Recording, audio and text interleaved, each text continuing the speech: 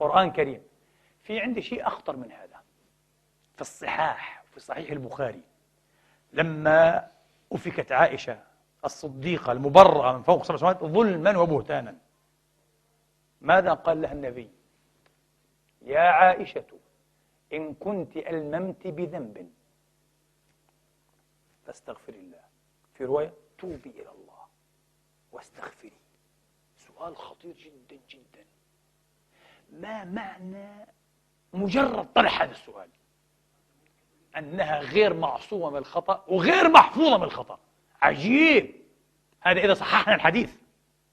إخواننا الإمامية مثلا، انتبهوا، الآن يعني يقال الشيعة الإمامية الروافض يرمون عائشة عشان ياسر الحبيب. ياسر الحبيب يكاد تقريبا معظم شيعة الدنيا يتبرؤون منه. تعرفون لماذا؟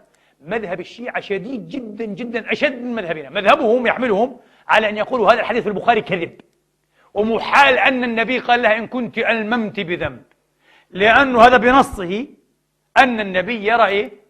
في حيز الاحتمال، نعم في حيز الاحتمال أن تكون إيه؟ ألمت بذاكم الذنب. الإمامية يمكنون يقول لك مستحيل، مستحيل، ويسجدون الإمام عليه السلام أنه قال كيف لا يصون الله أو لا يطهر عرضك وقد طهر ماذا؟ نحلك. مستحيل قالوا.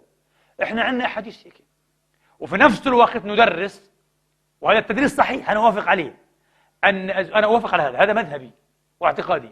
أزواج الأنبياء نعم معصومات محفوظات من الزنا، مش معصومات ومش محفوظات من الكفر، فضلا عن أن يكون معصومات محفوظات من ماذا؟ من الإثم دون الكفر.